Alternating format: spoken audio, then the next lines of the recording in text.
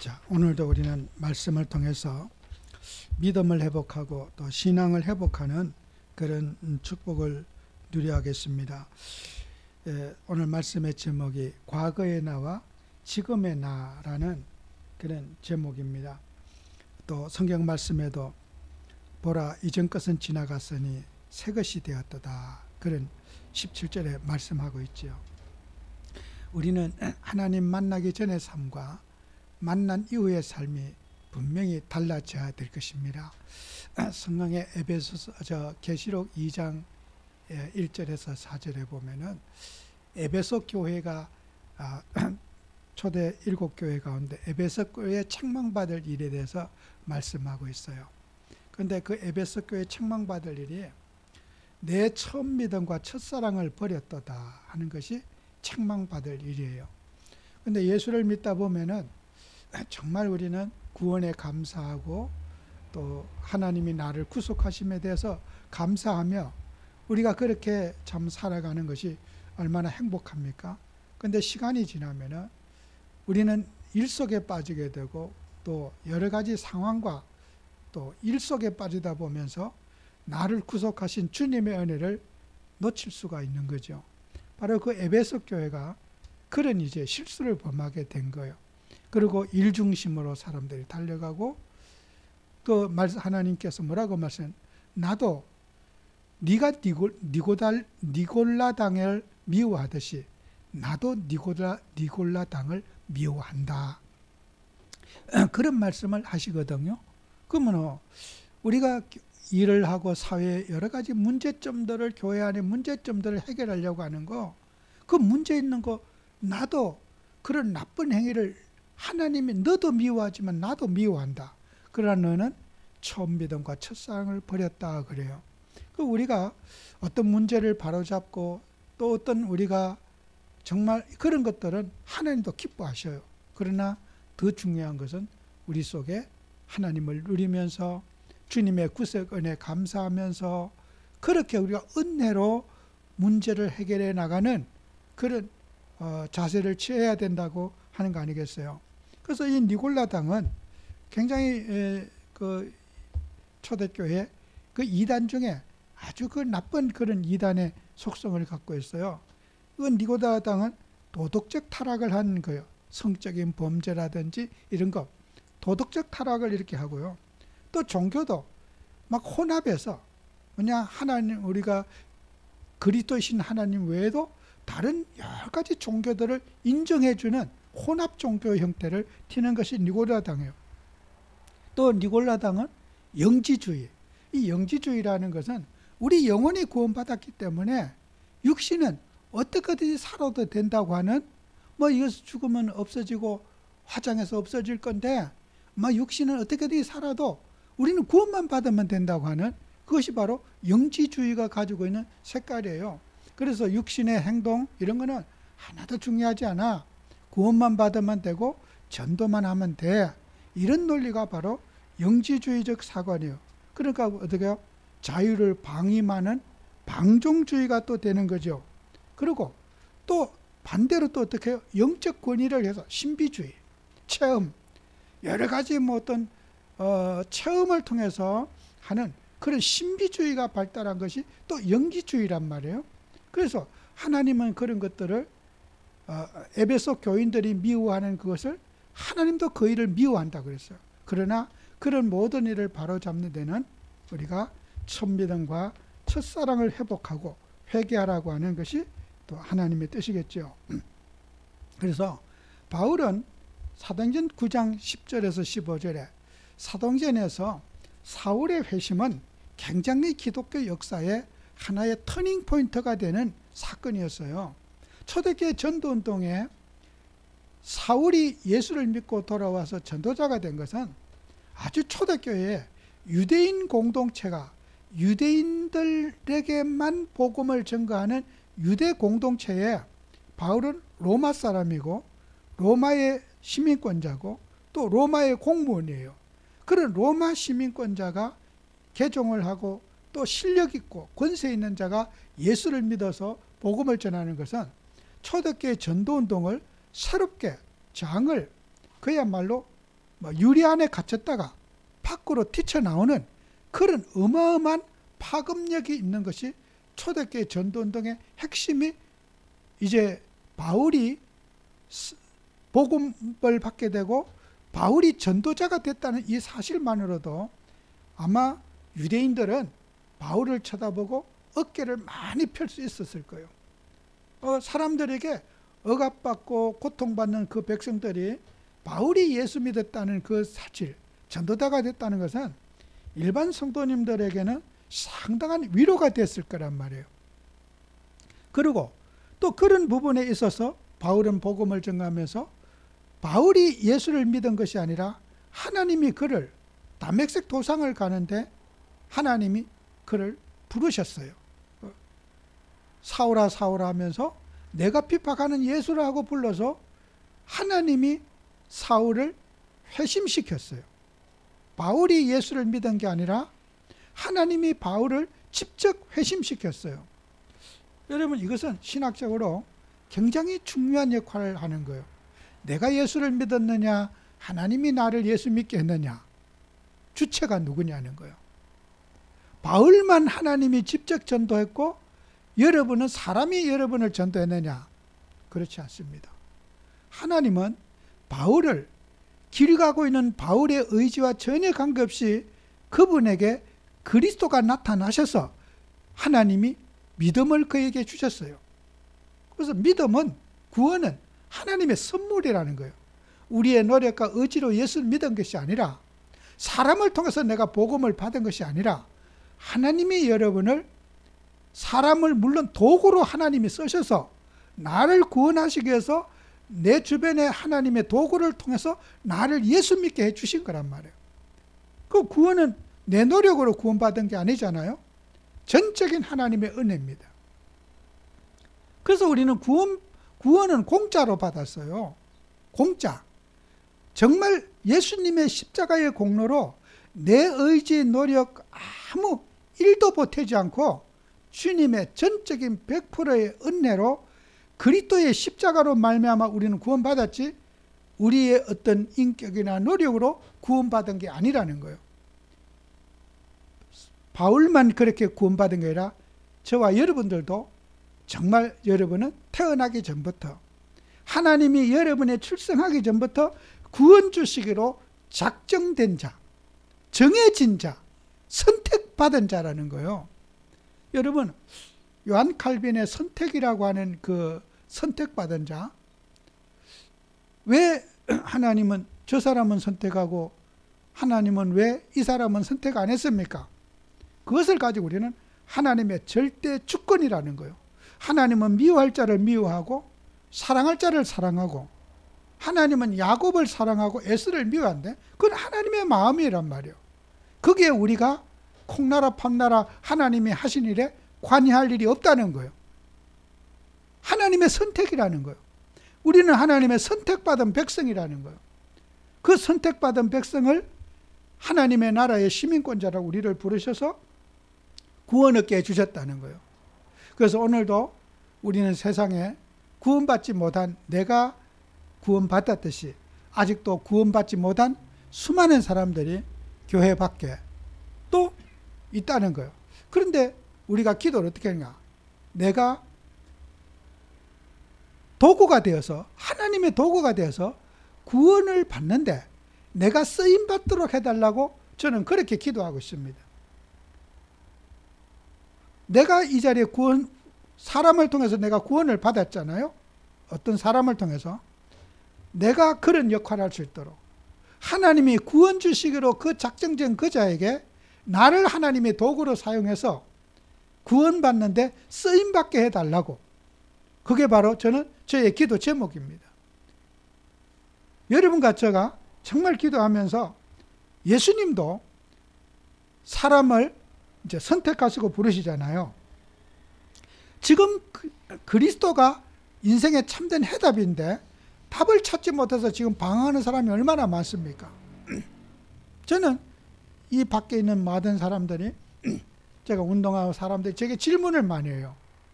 목사님은, 또 제가 직분을 모르는, 어떨 때는 신분을 안 밝히고 운동하면 선생님은 이번 대통령 선거를 어떻게 생각하십니까? 저한테 질문하는 분들이 특히 유난히 저는 질문을 많이 받아요. 그 질문을 저는 받으면은 제가 똑같은 대답해요. 저는 야당, 여당 다 자기 성향이 있겠지만은 저는 이번 대선 같은 데는 저는 어떤 후보가 믿고 그걸 떠나서 범죄자가 대통령 후보가 되고 또 그것을 용납해줘서 된다는 것은 내 여론을 보면은 택도 없이 다른 후보가 그 사람이 될 것 같아요. 그러나 나는 내 한편은 분명히 그렇게 나는 찍을 겁니다.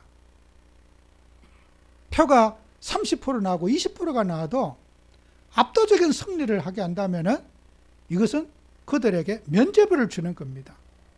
다른 후보가 떨어지더라도 저는 제 한 표만큼은 반드시 그 사람을 찍지 않을 겁니다. 나는. 그래, 선생님 그렇습니까? 우리가 사람들이 생활할 때 세상 사람들이 가지고 있는 논리 보세요. 어떤 일이든지 육신에 관심을 갖고 제게 질문하는 것은 전부 육신적인 질문이고 뉴스에 나오는 질문이고 저한테 뭘 물어보고 또 얘기하는 것은 전부 눈에 보이는 질문들이에요. 여러분이 하나님을 하면서 우리는 이 세상에 나가면서 우리가 해야 할 일이 있어요. 정치인에게 저는 답이 있다고 생각하지 않아요. 정말 우리는 하나님의 일을 하면서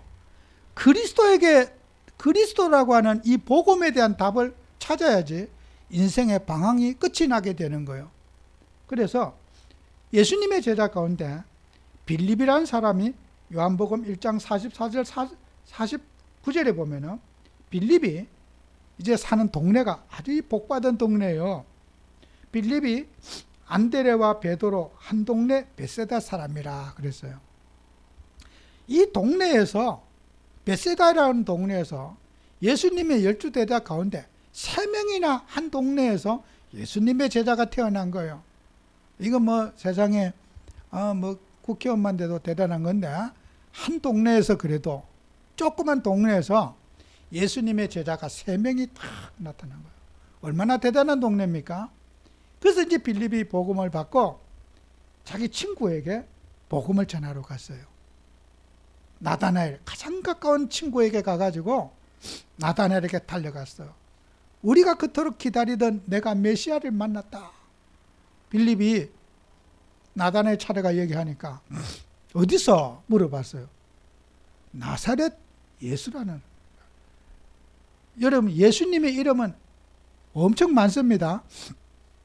뭐 대한민국에 김씨가 많듯이 예수라는 이름만큼 그만큼 많아요. 근데 나사렛 동네에 있는 나사렛 예수, 그 예수를 내가 만났다. 그랬더니 나다나엘이 나사렛에서 어떻게 그런 선한 것이 날 수 있겠느냐? 무슨 선한 것이냐? 거기에 그렇고 별 볼 일 없는 동네에 어떻게 그리스도가 태어날 수 있겠느냐? 그랬더니 이제 그 나다나엘이 거부했죠. 그럴 리가 없다. 별 볼 일 없는 그 동네에 아무 진짜 인간에게 어떤 인생에 답이 없는 그 동네에 거기에서 그리스도가 태어난다는 것은 있을 수 없는 일이다. 그래서 빌립은 설명할 방법이 없어요. 자, 복음을 거부하고 말을 믿지 않는 사람에게 빌립은 거기까지 한계인 거예요. 나는 모르지만 그냥 일단 가보자. 가보자. 나는 설명 못하겠다. 네가 못 믿겠는 걸 내가 어떻게 설명하겠느냐. 가보자. 예수님께 갔어요. 예수님 보시고서 이스라엘의 이 사람이 간사한 것이 없도다. 참으로 이스라엘 사람이로다. 너가 나무 밑에 있을 때, 무화과 나무 아래 있을 때가 난 너를 봤다. 예수님은 나다나엘을 무화과 나무에서 뭐하고 있을까요? 인생에 답이 없어서 고민하고 좌절하고 인생에 소망이 없는 그 나다나엘을 예수님은 보시고 빌립을 심부름꾼으로 보내신 거예요. 빌립이 간 게 아니라 예수님이 빌립을 보내신 거예요. 그죠?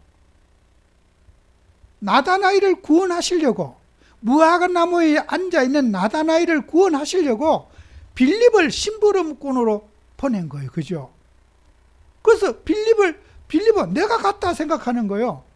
아니, 내가 전도하러 갔지요.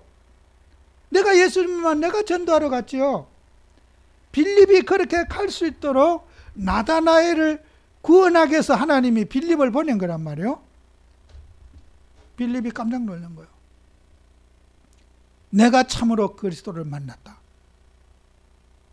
예수님께서 오늘도 나다나엘을 부르셨듯이 빌립이라고 하는 도구를 써서 하나님은 나다나엘을 구원하시기를 원하신단 말이에요. 그죠?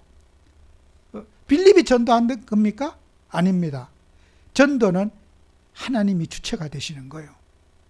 영혼 구원은 인간의 도구에 불과하지 하나님이 빌립을 사용하셔서 보내신 거잖아요. 빌립이 가는 것도 알고 있었고 하나님은 빌립이 눈치 못 채게 빌립이 가는 것처럼 착각하게 만들어서 빌립이 갔지, 하나님은 그 무화과나무 있을 때부터 내가 너를 봤고 너의 고민을 알았고 너의 관심을 알았고 네가 그토록 그리스도를 찾고 고민하고 있는 그가 내가 너에게 구원의 선물을 내가 준 것이라고 하는 예수님의 고백이잖아요. 그래서 우리는 지금도 많은 사람들이 방황하고 있습니다. 예수님을 못 만나서. 그래서 우리가 이 구원의 복음이 필요한 곳에 내가 정말 하나님의 의지로 쓰임을 받는, 주의 거룩한 도구로 쓰임받는 그런 역할을 하는 것이 정말 소중한 일이다. 저는 그렇게 생각되어집니다. 그래서 우리가 요한복음 14장 6절에 길이요 진리요 생명이니 나로 맘지 않는 아버지께로 올 자가 없다. 예수님이 참으로 길이 되시고 예수님이 생명 되시고 예수님이 진리가 되시는 거예요. 그래서 예수님을 떠나면은 사람들은 그런 육신적인 것들에 사람들이 빠질 수밖에 없어요. 그래서 우리가 복음은 뭡니까? 감추어진 거예요. 드러나지 않은 겁니다. 그래서 우리는 빌립보서 5장 3장 5절 9절에도 바울이 이런 말을 하죠. 7절에 보면은 그러나 무엇이든지 내게 유익하던 것을 내가 그리스도를 위하여 다 해로 여길 뿐더라 그랬어요. 유익하던 것을 그랬어요. 우리가 세상에서는 지위, 명예, 돈 여러 가지 정말 있으면은 유익하잖아요. 인간이 살아가는데 행복의 질이 좋아지잖아요. 그 행복, 내가 정말 필요했던 것들을 내가 다 내려놓는 것은 내가 필요 없어서 버린 것이 아니라 정말 내게 소중한 것들이지 않느냐. 내가 로마 시민권자로서 그런 권력을 받고 위치에 올라간 그게 바울에게는 너무 소중한 것이에요. 그것을 내가 그리스도를 얻기 위해서 나는 버렸다. 필요 없어서 버린 것이 아니라 소중한 건 내게 유익한 것이었다는 거예요. 여러분 무시받고 막 사는 것보다는 권력을 가지고 굴림하고 살면 행복의 질이 얼마나 좋겠어요. 그 유익하던 것을 내가 다 버렸다. 필요 없는 것을 버린 것이 아니라 꼭 내게 필요한 것을 나는 버렸다. 복음을 위해서. 정말 우리는 바울의 이 고백처럼 내게 필요한 것을 버릴 줄 아는 거. 나는 이것이 있으면 너무 좋고 이것이 있으면 너무 나는 좋을 것 같은데 그것을 복음을 위해 양보하고 복음을 위해 희생할 수 있는 바울의 결단이 우리에게 필요하다는 거예요. 필요 없는 걸 버리는 게 아니라 필요한 걸 버릴 줄 아는 거. 정말 우리 돈도 그렇잖아요. 돈을 어떻게 버려요? 돈이 있으면 할 일이 얼마나 많은데요. 그 소중한 것을 포기한다는 것이 그리스도를 얻기 위해서 내가 가진 물질도, 건강도, 내 지위도, 내 인생의 신분도 나는 버렸다는 거예요. 정말 우리는 주님 앞에 소중한 것을 바칠 수 있는 그런 우리 인생이 되어야 될 거다. 그죠? 그래서 우리는 하나님 앞에 우리가 살아가면서 우리는 이 복음이 너무나 소중하기 때문에 내 육신에 필요한 좋은 것을 주님을 위해서 우리가 버릴 수 있는 신앙을 가져야 된다. 그죠? 그것이 저는 바로 누림이라고 생각돼요. 누림. 누림이 뭐냐? 내게 필요한 것, 내게 소중한 것을 주님을 위해서 희생할 수 있고, 주님을 위해서 내가 정말 반응할 수 있는 것, 그게 바로 저는 누림이라고 생각되어집니다. 그래서 제가 오늘 주보에는 기록 못했지만은 야고보서 2장 15절 16절에 보면은 이런 말이 있어요. 만일 형제나 자매가 헐벗고 일용할 양식이 없는데, 그죠? 지금 당장에 먹을 것이 없는 사람에게 누리세요. 말이 됩니까? 그런 사람이 있다는 거예요. 하나님을 누리세요. 지금 당장 그 사람이 배가 고파서 먹을 것이 없는 사람이 있는데 누리라는 거예요. 배고픈 사람에게 누림은 뭐예요? 먹을 것을 갖다 주는 게 누림이 아니겠어요? 그런데 먹을 것도 주지 않고 누리세요. 그렇죠? 누구든지 너희 중에 누구든지 그에게 이르되 평안히 가라, 덥게 하라, 배부르게 하며 그의 몸에 쓸 것을 주지 않으면 무슨 유익이 있으리요? 배고픈 사람에게, 추운 사람에게, 더운 사람에게 평안히 가세요. 말로만 평안하세요. 평안히 가세요.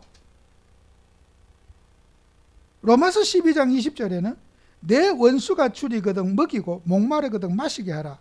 그리함으로 내가 숯불을 그 머리에 쌓아 놓으리라 그러죠. 여러분, 우리는 그리스도의 사람은요, 목마른 사람에게 물을 주는 것이 그게 복음인 거예요. 또 전도서 5장 12절에는 노동자는 먹을 것이 많든지 적든지 잠을 달게 자거니와 부자는 그 부유함 때문에 자지 못한다 그랬어요. 사람이 잠을 못 자고 있는데 수면을 취하게 해주는 거, 그죠?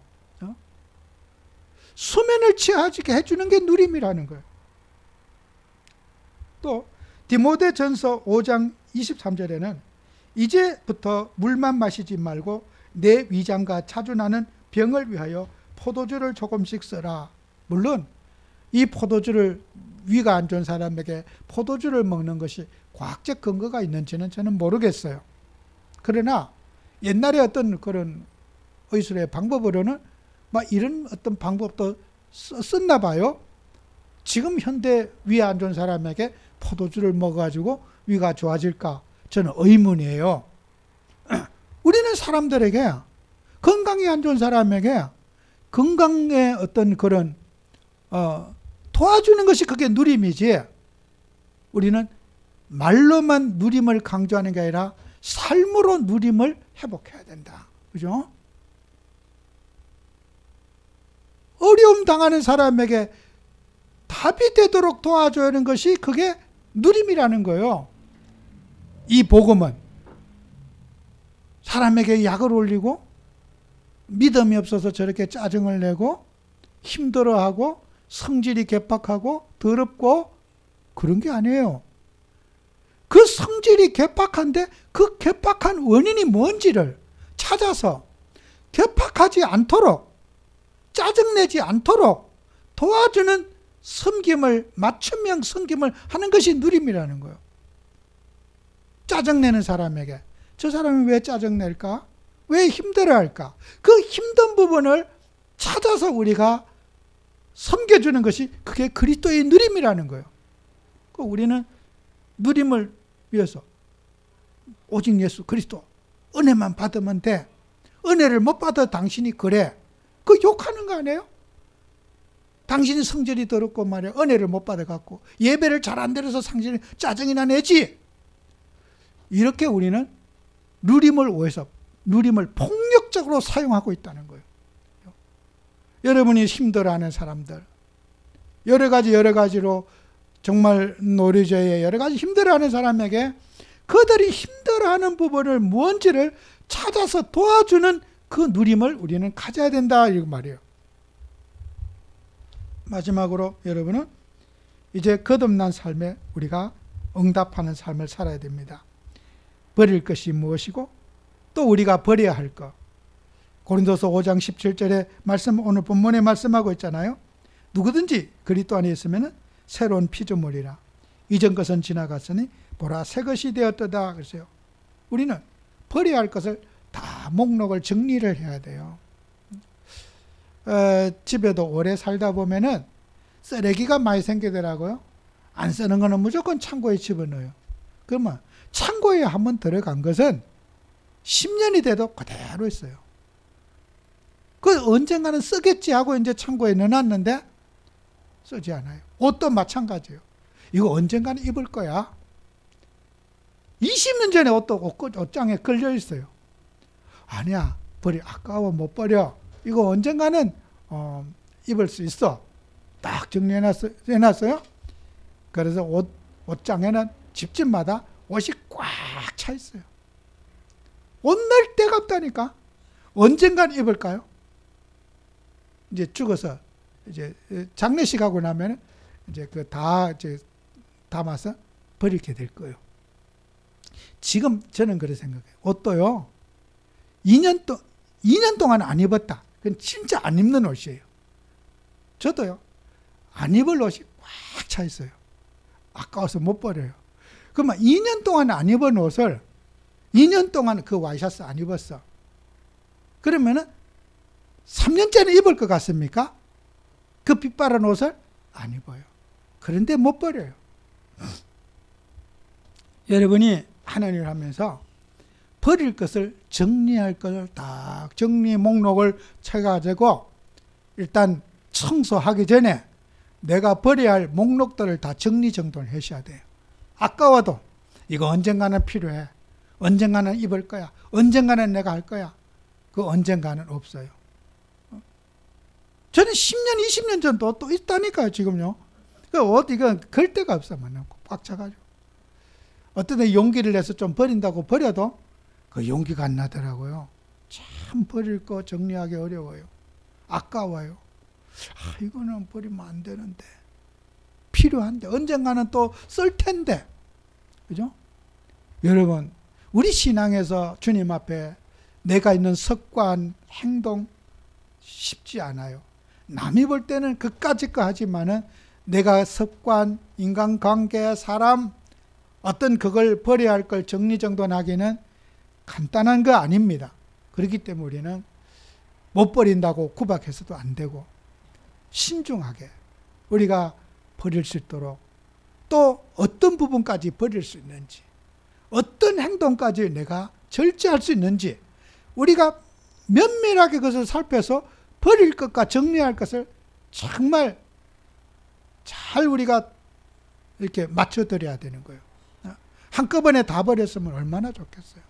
술을 먹는 사람, 술 딱 끊어. 술을 끊기 전에 친구 관계, 그 사람이 어떤 고민, 관심, 이런 것까지 술은 문제라고 하지만 술 있기 전에 뭔가 많은 게 있지 않겠어요? 그의 인생의 마음의 방황, 친구 관계, 어떤 여러 가지 상처, 이런 것들이 해결되지 않고 술만 끊으세요. 그게 가능하지 않습니다. 술 있기 전에 뭐가 있단 말이에요. 그죠? 그걸 우리가 쉽게 술 끊어. 그게 아니잖아요. 그거 우리가 하나님이 일할 때는 정말 기도하면서 그리스도의 사랑으로 사람들에게 있는 습관, 문제들을 우리가 도와야 될 거다. 그리고 버리는 것만 중요한 게 아니고 가져야 할 거. 내가 취해야 할 거. 그죠? 새로운 인생, 새로운 피조물이라고 했으니까, 그죠? 우리는 서로, 오늘 성경 말씀에 고린도서 5장 18절 20절에 서로 화목하라. 어떤 일에도 화목을 깨뜨리는 일을 하지 말아라 하는 거 아니에요? 하나님과 화목하고 세상과 화목하는데 늘 애쓰는 사람, 하나님과 화목하도록 노력해라. 그죠? 우리가 정말 주님을 하면서 우리는 버릴 것도 중요하지만 가질 것은 더 중요해요. 새로운 삶을 살아가고 화평을 유지하고 사랑을 실천하고 사람에게 정말 그리스도의 사랑을 실현해 나가는 그런 우리 교회가 되도록 인도받아야 되겠습니다. 기도합니다. 주님, 오늘도 우리는 하나님을 만나기 전 삶과 만난 이후의 삶이 분명히 달라지기를 원합니다. 또 우리는 버려야 할 것을 잘 정리정돈해 보게 하시고, 또 가지고 취해야 할 것을 우리가 다시 한번 붙잡는 그런 삶을 살아갈 수 있도록 축복해 주옵소서. 예수님 이름으로 기도합니다. 아멘.